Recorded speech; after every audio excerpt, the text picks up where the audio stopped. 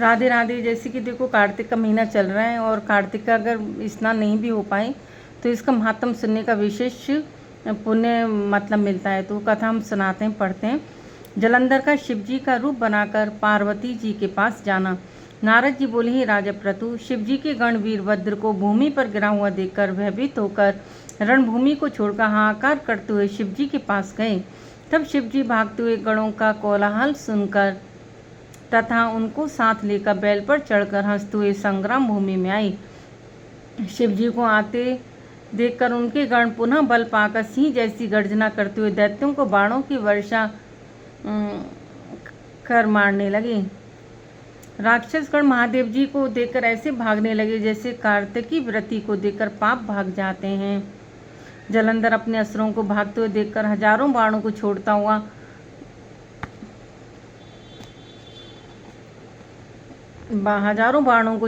हुआ महादेव जी के ऊपर टूट पड़ा। शुम निशुम अश्वमुख कालनेमी बलाहा खड़क रोमा प्रचंड घसमर आदि असुर भी शिव जी के ऊपर झपटे। शिव जी ने अपनी सेना को बाणों से ढका देखकर दैत्यों के बाणों को काटकर अपने बाण रूपी बबूले आंधी से व्याकुल कर आकाश को ढक दिया और अपने प्रचंड बाणों से दैत्यों को पृथ्वी पर गिरा दिया। फिर क्रोध करके फरसा से खड़क रोमा का सिर काट दिया और खड्वांग से बलाहक दैत्य के सिर के टुकड़े टुकड़े कर दिए। घसमर दैत्य को फांसी से बांधकर भूमि पर गिरा दिया। बैल के सींग से मारे गए असुर युद्ध छोड़कर ऐसे भागे जैसे सिंह द्वारा मारे गए हाथी। फिर क्रोधातुर जलंधर ने वज्र के समान शब्दों से युद्ध में शिवजी को ललकारा और उनसे बोला, हे जटाधर, आज मेरे साथ युद्ध करो। इन निर्बलों को मारने से क्या होगा? यदि तुम में कुछ बल है तो दिखाओ।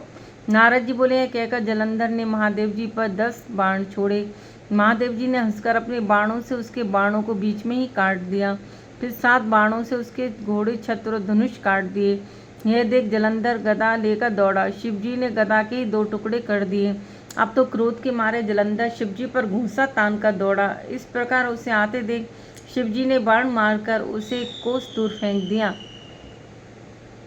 तदुपरांत जलंधर ने शिव जी को अधिक बली समझकर उनको मोहित करने वाली गांधर्वी माया रची। गंधर्व तथा अप्सराएं नाचने और गाने लगी। मृदंग बंशी ताल आदि बजने लगे।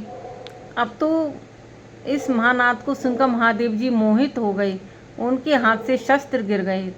वह सब कुछ भूल गए, कुछ भी ज्ञान न रहा।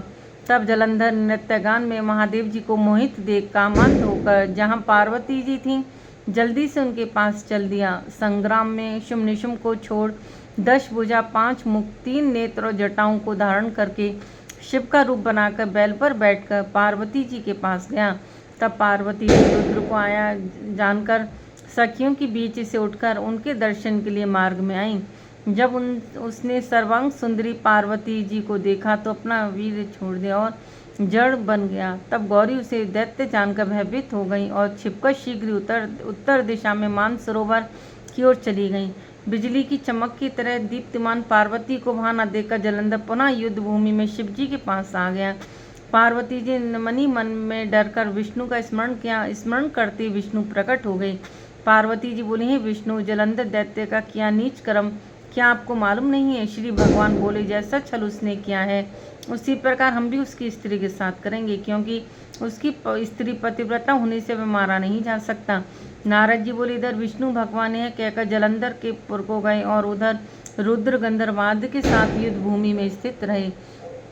जब दैत्य की माया को अंतर्धान हुई समझ शिव जी को बोध हुआ तब महादेव ने क्रोध युक्त जलंधर पर चढ़ाई कर दी। तब उस दैत्य ने शिव जी को बाणों की वर्षा से ढक दिया।